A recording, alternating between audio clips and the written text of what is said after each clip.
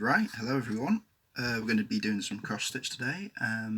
As generally when I cross stitch, what I like to do is probably like not necessarily YouTube, but it often is YouTube. Put on something as I watch and just consume an endless stream of content as I do cross stitch, which is really nice and relaxing to do after a day of whatever. So yeah, instead of just consuming the endless stream of content, I thought I would contribute to it today. And yeah, I'll just let you know how my day went today. Today, I've not at work today, which is nice. I've got to try and make sure. The thing I can usually just wave this about wherever I want, but now I've got to do it and try and get it on camera, so hopefully you can see. Today went on. We call them fell runs, but it's a pretty basic one to get started with in terms of a run with just some hills in the countryside out in a little town called Bollington, which was lovely. It was me and my dad and my little brother Dom. And me and my dad had been going out for weeks, so and the first week we did it, boy, we were sweating. We could bet, I pretty much think neither of us could make it up one of the hills kind of continually jogging. So we were having to stop to walk and stuff, but we've done 3, maybe 4 of them now. Same route each time, and each time I've been able to notice, I've got further up the big hill, I got all the way up this hill today. So yeah, we've been improving week by week, whereas my youngest brother, he's not been out doing this run, so he came in today quite cocky and thought he'll be able to keep up with us. But yeah, he was walking up the hills, same as we were on the first run we did. And yeah, today felt really good doing that. So yeah, nice bit of countryside, nice bit of greenery and all that. So what are we cross stitching here today? Currently I'm just doing some black stitches. As this is hair, apparently, we're doing this on Pinterest, because of course Pinterest is a lovely place to go and do kind of craft ideas and see what other people do, see what other creative people do. And I found this.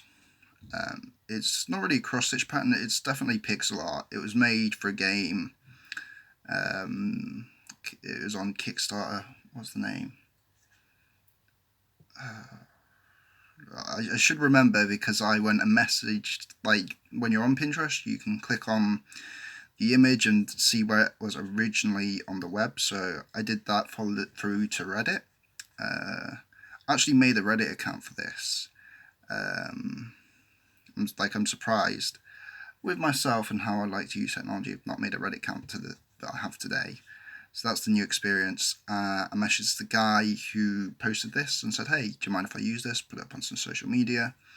And because I presume this video will probably have 10 views in its entire lifespan, yeah, you wouldn't mind this. I have no aspirations of this blowing up.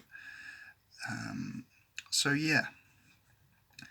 And yeah, he said it's fine, please use it, and I'll send him a little photo of this, maybe a link to the video, and hopefully he'll enjoy a piece of his pixel art being used, and he gave me the whole go ahead, and yeah, it's really nice of him. Getting to the end of my first thread.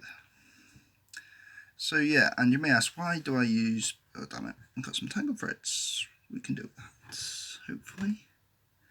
I'll take it away from the camera for just a sec, just to deprive you guys. Real juicy stuff we don't let the kids see, because if the kids see this kind of bad stitching going on, it's going to be traumatizing. They thought they could rely on me to do good stitching, but they couldn't, and that is a big mess. Oh, what have I done? One day I'll be able to do this. So yeah, I've probably been this is probably 2.5 years of experience of cross stitching now, and I really enjoy it.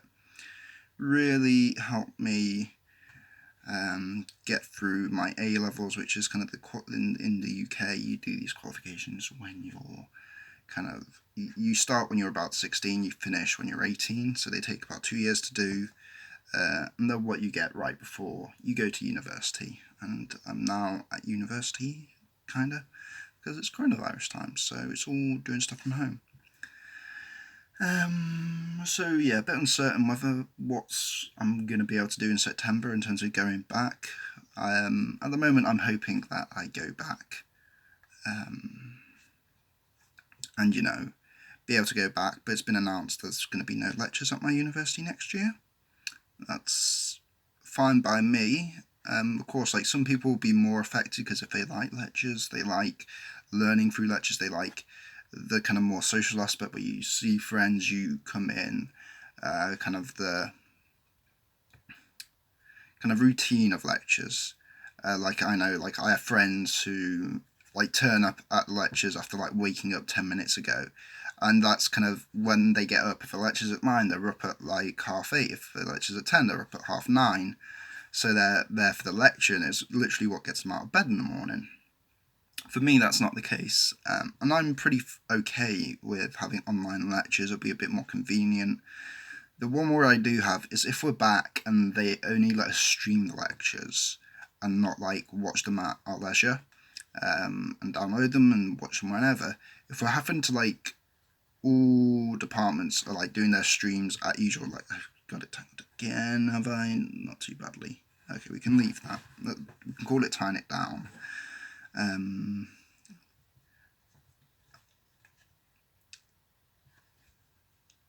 Yeah, that's a bit messy now, but we can deal with it. It's not that I'm OCD about the front of my pieces, I'm not OCD about the back of them. But like, if they were to turn around at university and say, hey, we're not having, like, we're shutting libraries down, study rooms down, for me that would be the killer, as I just can't focus in my room. I have nice distractions in my room, like cross stitch, which is like, I need to be able to cross stitch, I need to be able to relax after working, and like everyone does. And when I've got a space which I relax in, like, there's good psychology to show that, like, the human brain likes to, I think this thread is done, likes to kind of associate places with action. So if I'm trying to relax in my room playing video games, I'm cross-stitching, I'm having phone calls at home, then, maybe it's not the best place for me to work, because, I'm chilling there. I'm not working in there. So I like to go to libraries and study rooms and stuff. So if they say those places are shut off, sorry, because of Corona, I'm going to be like very much having to have a hard debate whether I can go back. I'm like, if I go and study in a friend's room, or in a coffee shop, if coffee shops are open, but like, if they've got libraries shut, I'm pretty sure coffee shops will be pretty closed or very socially distanced. And coffee shops aren't my favourite place to work. Just because I like ambient noise. I do like the silence of a library, is something I really enjoy. So you can see how long it takes to do cross stitch. It's about 9 minutes on this video, and we've done that much one way.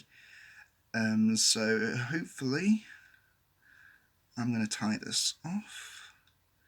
I've never really tied myself cross stitching. I know, like, I don't know, it's certainly like a craft you need patience with. Like, I've been picking up a bit of crochet as well, because my girlfriend is getting me into that. And yeah, crochet is a lot harder, but you can do a lot bigger things, like things of equivalent kind of size or like enjoyment for the beholder in like a much less time. It's much kind of more efficient. So yeah, we're going to snip this off. My throat's getting a little froggy. That's the amount of cross stitch you can do in about 10 minutes if you're trying to talk to your imaginary friends. Like you're my imaginary friends. So have a lovely morning, afternoon.